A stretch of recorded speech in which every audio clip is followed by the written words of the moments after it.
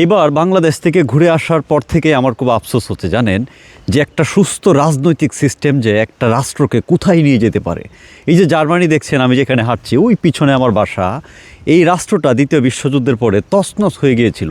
In fact আমি যেখানে আছি, ইতিহাস দেখলে কিংবা স্থানীয় বৃদ্ধ মানুষ যারা এখনও বেঁচে আছে জিজ্ঞেস করলে বলে যে কিচ্ছু ছিল না, সব কিছু মাটির সাথে মিশে গিয়েছিল। এই যে আপনাকে আমি 360 দেখাই, এসব রাস্তাঘাট সব তছনছ হয়ে গিয়েছিল আর কি। কিন্তু কি সুন্দর করে এরা উদ্ধার করে ফেলছে দেখেন। এখানে যে খুব মানুষ থাকে তা না, মানে একটু ছোট্ট শহর, কারণ আমি গ্রাম খুব পছন্দ করি।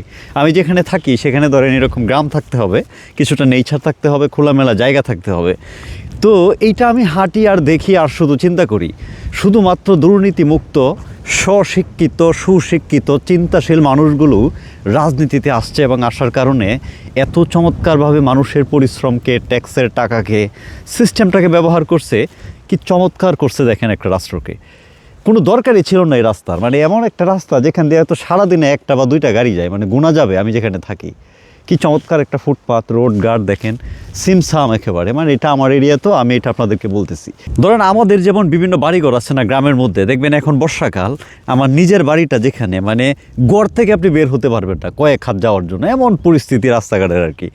অথচ আমিও কিন্তু একটা গ্রামেই হাঁটতেছি। আপনারা দেখেন তো আমার পিছনের রাস্তাগুলো কিংবা আপনারা আশেপাশের যে এরিয়াগুলো কত মানে ক্লিন এবং মনে হয় যেন অর্গানাইজড। দেখেন একটা পরিস্থিতি অর্গানাইজড মানে কি জানেন, মানুষ মেন্টালি অর্গানাইজড। জার্মানরা এত বেশি অর্গানাইজড হয়ে গেছে মেন্টালি, আমার মনে হয় এই জাতিটাতে কোথায় যাবে টেকনোলজি, ইকোনমি, শিক্ষা, সমস্ত দিক থেকে, যেটা আসলে ভাবা যায় না আর কি। আমরা কি এটা পারতাম না? আমার কি কোনো দরকার ছিল? ধরেন আমার বাংলাদেশ খুব ভালো লাগে, জীবনানন্দের কবিতা, সেই যে বাংলার মাঠ, ধানক্ষেত, নদী আমি দেখে আসছি, আমার ওখানেই থাকতে মন চায় জানেন। কিন্তু দিন শেষে তো আপনার ক্ষুধা লাগে, আপনার খেতে হয়, আপনার কিছু টাকা লাগে, একটা চাকরি লাগে, কিছু একটা করতে হয়। সেটা করার জন্যই না আজকে এই সুদূর 7 সমুদ্র 13 নদী পাড়ি দিয়ে জার্মানিতে এসে হয়তো এই যে কোনো এক নাম না যারা এরিয়াতে হাঁটছি, ওই যে দূরে একটা টাওয়ারের মতো দেখছেন কিনা আপনারা, ওখানে আমার ইন্ডাস্ট্রি, মানে কোম্পানি আর কি, আমি যেখানে জব করি। তো এটার পাশেই হচ্ছে যে বিস্তীর্ণ গমক্ষেত। সবচেয়ে মজা কি জানেন, ওই কোম্পানিটা কিন্তু ওরা চাইলে বড় কোনো শহরের পাশে করতে পারতো, কিন্তু ওরা করছে কোথায় দেখেন, একেবারে গমক্ষেতের পাশে, যাতে মানুষ আসতে পারে, এখানে অত ভিড় হবে না, দূষণ হবে না। হ্যাঁ, একেবারে শুধুমাত্র ঢাকা শহর বা গাজীপুর না করে এরকম বড় বড় গ্রামে করলে এবং বিশাল বিশাল হাইওয়ে, সুন্দর সুন্দর রাস্তাঘাট তৈরি করে দিলে মানুষ আসবে, জব করবে, দূষণ হবে না, যানজট হবে না, জব শেষ হবে।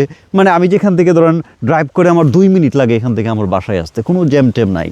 কেন বলছি কথাগুলো কিছুটা দুঃখ এবং কষ্ট থেকে, যে আমরা চাইলে আমাদের দেশটাকে এভাবে সাজাতে পারতাম জানেন।